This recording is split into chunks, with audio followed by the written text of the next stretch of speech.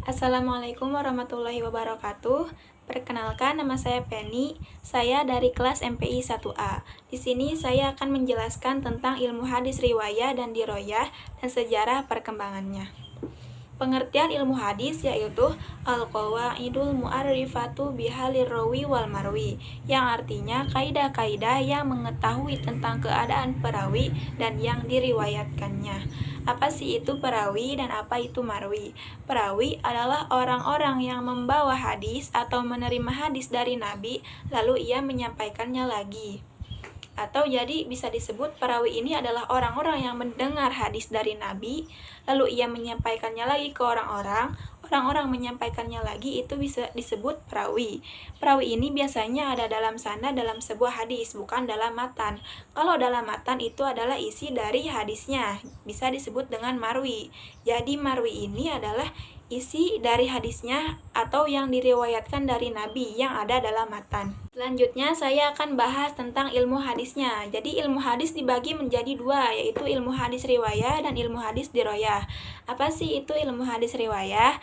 Ilmu hadis riwayah yaitu ilmu hadis yang mempelajari tentang segala perkataan Nabi, perbuatan Nabi, periwayatan dari Nabi, batasan-batasan periwayatan Nabi, ketelitian, dan segala redaksi dari periwayatan tersebut. Jadi bisa dilihat dari pembahasan ilmu hadis riwayah ini, objek pembahasannya itu yaitu tentang diri Nabi Shallallahu Alaihi Wasallam. Fokusnya, ilmu hadis riwayah ini ada dalam sebuah matan, tapi matannya tidak berdiri sendiri ya, jadi harus ada sanadnya juga. Nah, sekarang saya akan bahas tentang ilmu hadis diroyahnya. Apa sih itu ilmu hadis diroyah? Yaitu ilmu yang mempelajari tentang hakikat periwayatan, syarat-syarat periwayatan, macam-macam periwayatan, hukum-hukum periwayatan, keadaan para perawi dan syarat-syarat mereka, macam-macam periwayatan dari para perawi tersebut, dan hal-hal yang berkaitan dengan periwayatan. Saya akan bahas satu-satu. Yang pertama, apa sih itu hakikat periwayatan?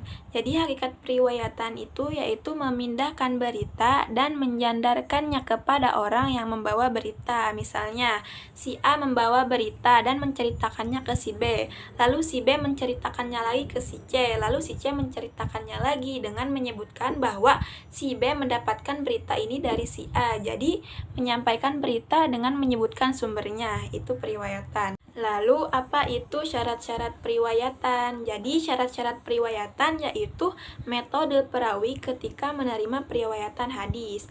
Ada beberapa metodenya, yaitu ada metode mendengar dan ada metode membaca dari murid ke gurunya. Jadi, kalau ada yang kurang bisa dibenarkan oleh gurunya. Ada juga metode ijazah, yaitu guru memberi izin kepada muridnya untuk menyampaikan berita tersebut. Jadi murid ini diizinin untuk menyampaikan berita yang gurunya sampaikan. Tentu saja murid ini murid pilihan, bukan murid sembarangan ya. Jadi murid yang terpercaya. Kemudian macam-macam periwayatan. Maksudnya apa? Jadi maksudnya sanadnya itu bersambung atau terputus. Misal sanad yang bersambung. Imam Al-Bukhari mendengar hadis dari gurunya Adam. Lalu Adam mendengar hadis dari gurunya Syu'bah. Syu'bah mendengar dari Abu Hazim. Dan Abu Hazim mendengar dari Sya'yar. Sya'yar mendengar dari Abu Hurairah. Dan Abu Hurairah mendengar dari Nabi. Nah, itu kan sanadnya bersambung. Jadi, itu hadisnya sahih. Nah, gimana kalau sanadnya terputus? Misal, ini hanya misal ya, Imam Al-Bukhari mendengar hadis dari gurunya Adam, dan setelah diteliti ternyata Imam Bukhari ini mendengar hadis ini setelah gurunya meninggal. Nah, itu kan sanadnya terputus, jadi bisa dibilang itu hadisnya hadis doif. Yang keempat yaitu hukum-hukum periwayatan. Maksudnya hadisnya ini diterima atau ditolak. Kapan riwayatnya hadisnya itu diterima, yaitu bila sanadnya bersambung, perawinya sifatnya adil, dan dalam matannya tidak ada kejanggalan atau dalam hadisnya tidak ada cacat tersembunyi, maka hadisnya itu diterima. Dan tapi kalau sanadnya terputus atau perawinya sifatnya tidak adil, fasik, dan tidak dobit atau daya ingatnya kurang, dan dalam matannya juga ada kejanggalan, nah itu hadisnya ditolak. Nah, dan yang kelima yaitu keadaan para perawi dan syarat-syarat mereka. Seperti tadi, berarti sifatnya adil tidak, dobit tidak, fasik tidak, orangnya bisa menjaga kehormatan atau tidak, orangnya suka berbohong atau tidak, dan bagaimana dengan biografinya. Nah, kita belajar biografi ini jadi bisa mengetahui bahwa perawi ini satu zaman tidak dengan gurunya. Jika tidak satu zaman berarti terputus sanadnya, jadi bisa mengakibatkan hadis itu tertolak. Dan yang keenam yaitu macam-macam periwayatan. Maksudnya yaitu bentuk pembukuan hadisnya atau model bukunya. Dan yang ketujuh, yang terakhir adalah hal-hal yang berkaitan dengan periwayatan. Jadi maksudnya itu adalah istilah-istilah yang dipakai ilmu hadis dalam penelitiannya. Dengan kata lain, ilmu hadis diroyah ini objek pembahasannya itu yaitu tentang penelitian sanad dan matan. Setelah diteliti sanad dan matan akan menghasilkan kualitas hadis yang diterima atau yang ditolak. Dan setelah itu ilmu hadis diroyah ini akan menghasilkan ilmu hadis riwayah atau disebut dengan outputnya. Jadi ilmu hadis diroyah ini inputnya dan ilmu hadis riwayah itu outputnya. Walaupun ilmu hadis diroyah dan ilmu hadis riwayah berbeda, tapi itu tidak bisa dilepaskan.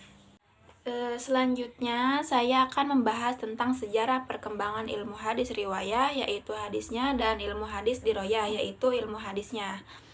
Pada masa Nabi, hadis ini tidak ditulis, dilarang ditulis karena takut bercampur dengan Al-Quran karena sama-sama berbahasa Arab.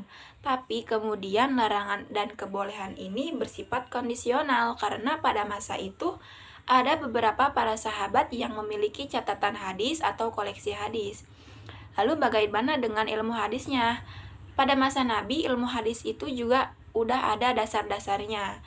Apa sih tujuan kita mempelajari ilmu hadis? Jadi supaya mengetahui bahwa hadis ini benar-benar dari Nabi atau bukan. Nah, pada masa Nabi mah kalau ingin membuktikannya bisa langsung menanyakan kepada nabinya langsung karena masih ada. Kemudian perkembangan hadis pada masa sahabat.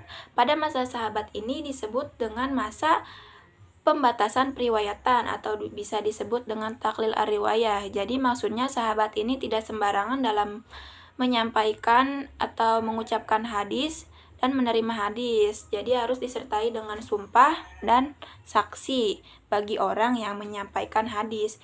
Ini diakibatkan karena maraknya hadis palsu dan akibat konflik pada masa itu. Dan bagaimana dengan ilmu hadisnya? Sebenarnya sama ya. Timbul secara lisan, periwayatannya harus disertai sumpah dan juga saksi. Kemudian perkembangan hadis pada masa tabi'in. Itu hadis sudah ditulis dan dibukukan secara resmi atas perintah dari Khalifah Umar bin Abdul Aziz. Dan tokoh ulama yang melakukannya yaitu Ibnu Syihab Az-Zuhri. Model-model buku hadis pada masa itu ada Muwatta, Musonaf, dan Musnad. Penulisan hadis masih bercampur dengan perkataan dan fatwa sahabat pada masa itu. Selanjutnya perkembangan ilmu hadisnya pada masa tabi'in. Jadi hadis ini timbul secara tertulis tapi belum terpisah dengan ilmu lain. Penulisan ilmu hadis masih bergabung dengan ilmu fikih dan usul fikih seperti kitab Al-Um dan Ar-Risalah karya Imam Syafi'i. Berikutnya perkembangan hadis pada masa tabi'in, yaitu bisa disebut dengan masa keemasan atau kejayaan kodifikasi hadis. Karena pada masa itu ada masa filtrasi, yaitu hadis sudah dipisahkan dari perkataan dan fatwa sahabat. Lalu masa klarifikasi hadis sahih sudah dipisahkan dengan yang tidak sahih. Lalu pada masa itu muncul kutubus sittah dan model kitab jami. Selanjutnya perkembangan ilmu hadisnya, yaitu telah terpisah dengan ilmu-ilmu lain namun belum menyatu. Lalu muncul kitab-kitab ilmu hadis seperti At-Tarikh Al-Kabir karya Imam Bukhari, Tabaqat At-Tabi'in karya Imam Muslim, dan lain-lain. Setelah masa tabi'in, penulisan hadis lebih sistematik dan ilmu hadis ini sudah berdiri sendiri sebagai ilmu hadis. Dan munculnya kitab hadis pertama yaitu Al-Muhaddis Al-Fasil Baina Ar-Rawi wa Al-Wa'i karya Imam Romah Hurmuji. Sekian dari saya penjelasan tentang ilmu hadis riwayah dan diroyah dan sejarah perkembangannya. Kurang dan lebihnya mohon maaf. Wassalamualaikum warahmatullahi wabarakatuh.